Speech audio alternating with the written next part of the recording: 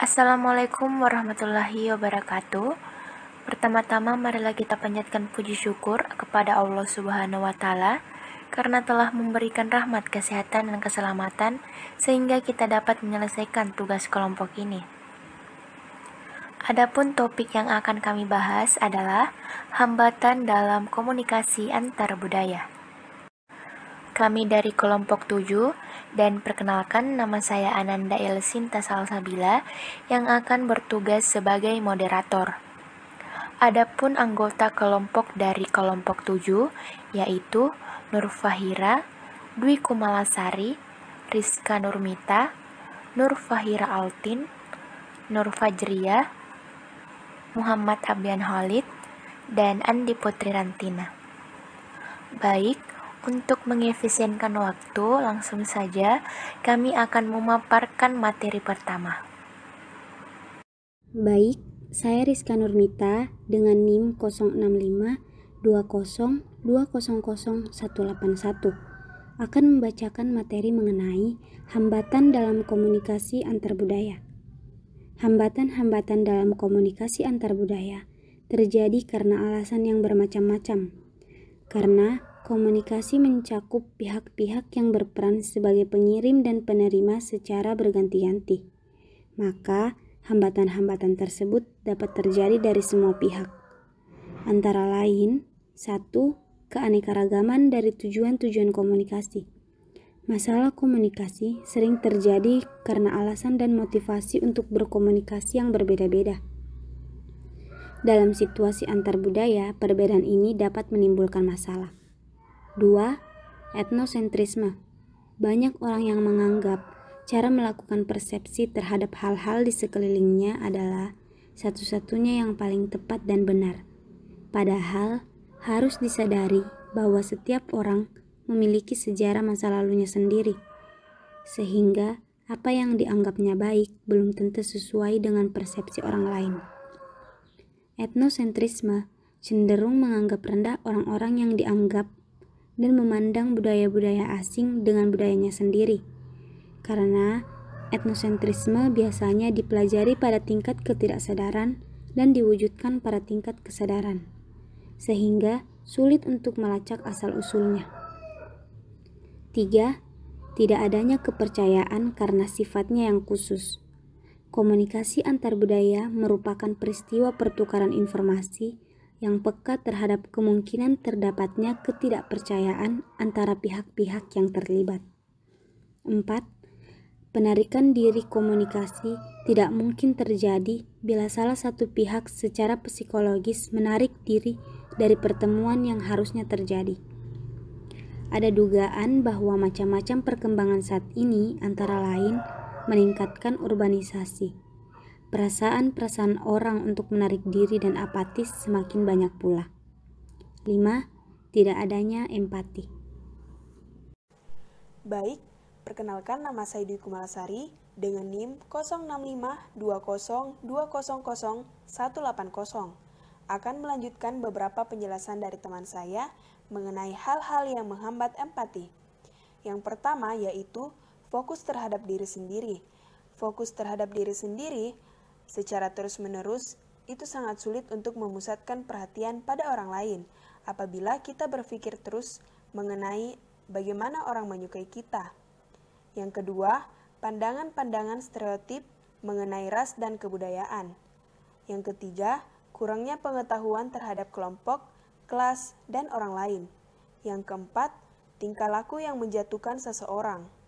Yang kelima, tindakan atau ucapan yang seolah-olah menilai orang lain. Yang keenam, sikap tidak menarik yang dapat mengakibatkan orang tidak mau mengungkapkan diri. Yang ketujuh, sikap superior. Yang kedelapan, sikap yang menunjukkan kepastian jika seseorang bersikap sok tahu atau bersikap seolah-olah serba tahu, maka kemungkinan orang akan bersikap defensif terhadapnya. Nah, selanjutnya, kekuasaan digunakan untuk mengontrol atau menentukan tindakan orang lain. Yang ke-10, hambatan derajat kesamaan atau ketidaksamaan. Hambatan komunikasi antar budaya ini dapat ditimbulkan oleh masalah prinsip-prinsip komunikasi yang ditetapkan pada konteks kebudayaan, yaitu tidak memahami, menyadari, atau memanfaatkan derajat kesamaan, ataupun perbedaan kepercayaan, nilai-nilai, sikap, pendidikan, status sosial antara komunikator dan komunikan. Dan yang terakhir yaitu hambatan pembentukan dan pemrograman budaya. Hambatan ini terjadi dalam suatu proses akulturasi yang berlangsung antara imigran dengan masyarakat pribumi. Masalah umum yang sering timbul adalah hambatan stereotip dan prasangka yang biasanya berkembang sejak semula pada saat kita melalui komunikasi antar pribadi ataupun komunikasi massa. Baik, saya Nur Fahira, NIM 06520200265. Hambatan-hambatan komunikasi antar budaya menurut Barna dan Ruben dalam Joseph Adevino 1997. Yang pertama, mengabaikan perbedaan antara Anda dan kelompok yang secara kultural berbeda. Ini disebabkan bila kita menganggap yang ada hanya kesamaan dan bukan perbedaan. Kedua, mengabaikan perbedaan antara kelompok kultural yang berbeda. Dalam setiap kelompok kultural terdapat perbedaan yang penting dan besar. Misalnya, orang Indonesia tidak sama satu dengan lainnya, begitu juga orang Amerika dan sebagainya. Ketiga, mengabaikan perbedaan dalam makna atau arti. Seperti kita ketahui, makna tidak terletak pada kata-kata yang digunakan, melainkan pada orang yang menggunakan kata-kata itu.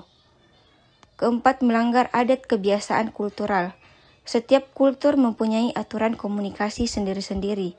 Aturan ini menetapkan mana yang patut dan mana yang tidak patut. Kelima, menilai perbedaan secara negatif. Meskipun kita menyadari ada perbedaan di antara kultur-kultur, kita tetap tidak boleh menilai perbedaan ini sebagai hal yang negatif. Baik, saya Nur Fajria dengan NIM 06520200134. Secara teoritik, terdapat beberapa hambatan yang ditemui dalam komunikasi antar budaya, yaitu yang pertama ada hambatan yang bersumber pada unsur kebudayaan.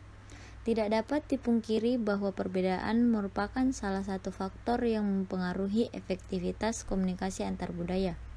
Perbedaan budaya ini lebih kental terasa pada aspek sistem kepercayaan pandangan hidup tentang dunia dan organisasi sosial. Setiap budaya, pandangan hidup dan organisasi sosial memiliki kompleksitasnya masing-masing yang akan berbeda antar daerah. Ketika tidak memahami persoalan budaya orang lain secara utuh, maka komunikasi akan mengalami banyak kesulitan atau hambatan. Yang kedua ada hambatan perbedaan persepsi dan sikap.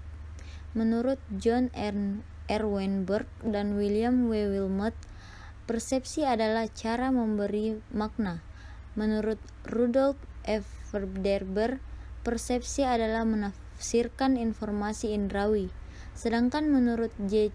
Cohen, persepsi yaitu interpretasi bermakna atas sensasi sebagai representasi objek eksternal, pengetahuan yang tampak ada di luar diri. Berbekal persepsi ini, partisipan komunikasi akan memilih apa yang diterima atau menolak suatu pesan. Yang ketiga ada hambatan perbedaan perspektif. Perspektif atau a way of looking adalah pemahaman terhadap suatu objek, peristiwa, atau benda yang bergantung kepada pengamatan atau observasi dan penafsiran atau interpretasi kita sendiri. Hambatan pengaruh unsur-unsur kebudayaan terhadap perspektif masing-masing orang mungkin berbeda-beda sudut dan cara pandangnya, tergantung dari ide atau konseptualisasi yang kita ketahui mengenai suatu peristiwa yang berlangsung. Dan yang keempat ada hambatan stereotip dan prasangka. Prasangka adalah apa yang ada dalam pikiran kita terhadap individu atau kelompok lain seperti dalam hubungan ras dan etnis atau melalui media massa yang populer.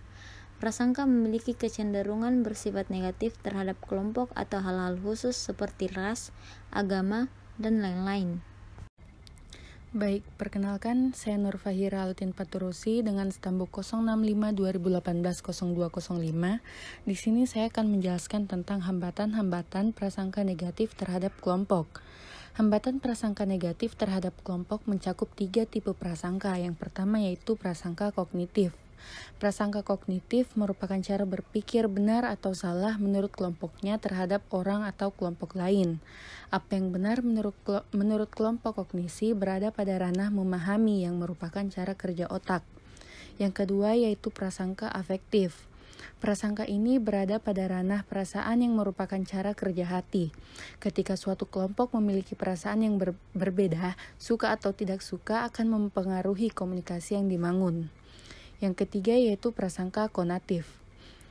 Prasangka ini berada pada ranah perilaku atau action yang cenderung bersikap agresif terhadap orang lain. Jika suatu kelompok merasa tidak suka kepada kelompok lain, maka akan bersikap diskriminatif, memisahkan diri, dan lain-lain. Lalu selanjutnya yaitu jenis-jenis hambatan komunikasi antar budaya. Pada dasarnya hambatan komunikasi dalam komunikasi antar budaya terbagi menjadi 2 bentuk, yaitu yang di atas air atau above waterline dan di bawah air atau below waterline.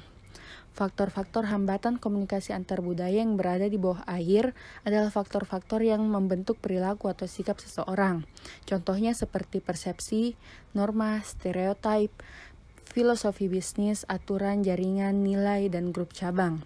Sedangkan faktor-faktor hambatan komunikasi antar budaya yang berada di atas air atau above waterline yaitu seperti budaya, persepsi, motivasi, emosi, bahasa, nonverbal, dan kompetisi.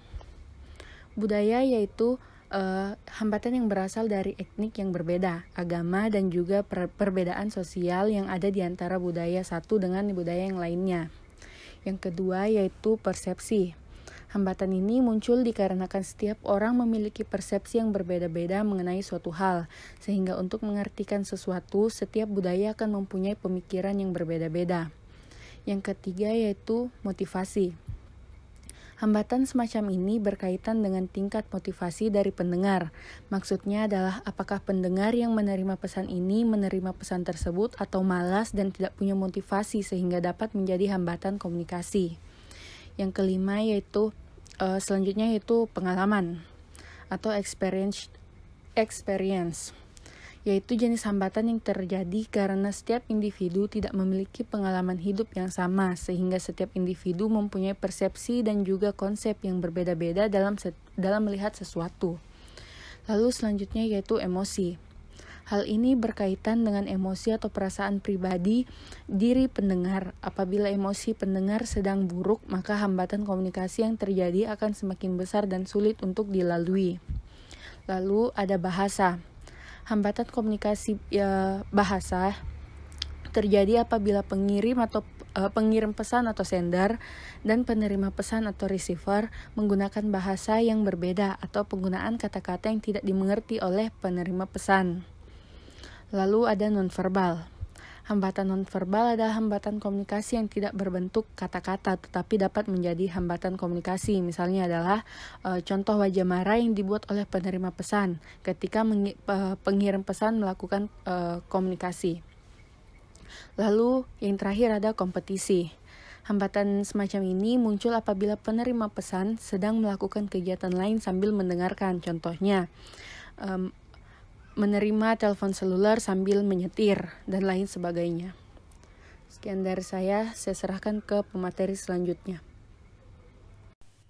Baiklah, saya Andi Putri Rantina dengan NIM 06520200186.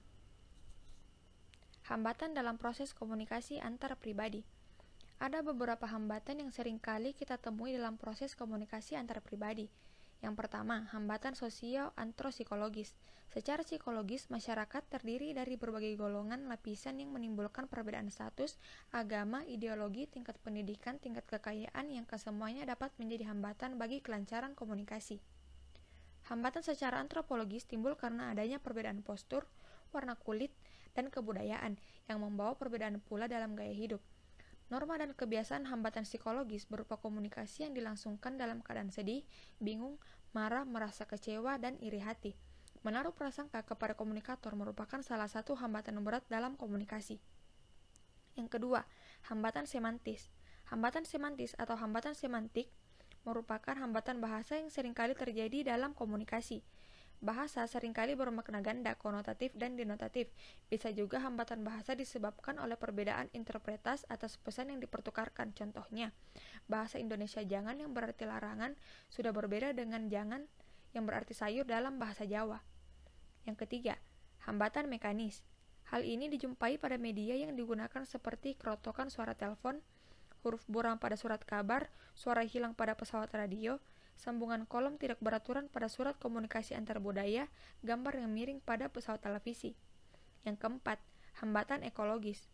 Hal ini disebabkan oleh gangguan lingkungan proses berlangsungnya komunikasi seperti suara riuh, kebisingan lalu lintas, hujan atau petir, suara gemuruh pesawat terbang. Untuk itu diperlukan gaya penghindaran sebelumnya, atau mengatasinya misalnya dengan cara menghentikan dahulu kegiatan atau memperkeras suara. Selanjutnya, cara menghadapi hambatan dalam komunikasi antar budaya. Seseorang dapat dikatakan sukses sebagai manajer bisnis internasional budaya apabila ia mempunyai kemampuan untuk merefleksikan seberapa besar kesungguhannya dalam aspek di bawah ini. Yang pertama, social competence, kemampuan untuk membuat jaringan sosial, pandai bergaul, dan banyak temannya. Yang kedua, openness to other ways of thinking, keterbukaan untuk menerima pikiran yang berbeda dari dirinya. Yang ketiga, cultural adaptation, kemampuan seseorang menerima budaya baru. Yang keempat, professional excellence, mempunyai kemampuan yang handal dalam bidang tertentu. Yang kelima, language skill, kemampuan mempelajari bahasa asing dengan tepat. Yang keenam, flexibility, kemampuan dalam penyesuaian diri sesuai dengan tuntutan keadaan. Yang ketujuh, ability to work in team, kemampuan dalam mengelola dan bekerja sama dalam satu tim. Yang kedelapan, self-reliance or independence, percaya diri dan mandiri. Yang kesembilan, mobility, lincah dan wawasannya luas. Yang kesepuluh, ability to deal with stress, mempunyai kemampuan untuk mengatasi stres. Yang kesebelas, adaptability of the family, keluarganya pandai menyesuaikan diri dengan lingkungan baru. Yang ke-12, patience, ulet dan sabar. Dan yang terakhir, sensitivity, peka terhadap sesuatu yang baru. Baik, saya Muhammad Aben Khalid dengan NIM 06520200240. Saya akan menjelaskan tentang efektivitas komunikasi antar budaya. Menurut Hammer 1987, 3 sentral efektivitas komunikasi budaya. Yang pertama, keterampilan berkomunikasi. Yang kedua, keterampilan untuk menyesuaikan diri dengan tekanan antar budaya. Yang ketiga, kemampuan untuk membangun relasi-relasi antar budaya. Menurut Hawes dan Kealey 1981, 3 aspek penentu efektivitas komunikasi budaya. Yang pertama, interaksi antar budaya. Yang kedua, efektivitas yang diciptakan oleh profesionalisme. Dan yang ketiga, kemampuan menyesuaikan diri sehingga dua pihak merasa puas. Konsep-konsep dasar efektivitas komunikasi budaya. Yang pertama, efektivitas komunikasi budaya sangat dibutuhkan dalam hubungan antar budaya. Yang kedua, efektivitas komunikasi budaya ditentukan oleh dukungan iklim komunikasi yang efektif. Yang ketiga, semua variabel penentu komunikasi budaya harus dapat diidentifikasi. Dan yang keempat, tanpa keterampilan berkomunikasi secara efektif, maka setiap orang akan merasa diasingkan dalam hubungan antar pribadi. Nah, baik, itulah tadi presentasi dari kelompok kami. Dan adapun kesimpulan dari topik yang kami bahas, yaitu komunikasi antar budaya mengkaji bagaimana budaya berpengaruh terhadap aktivitas komunikasi. Sekian dari kelompok kami, kurang dan lebihnya mohon dimaafkan. Wassalamualaikum warahmatullahi wabarakatuh.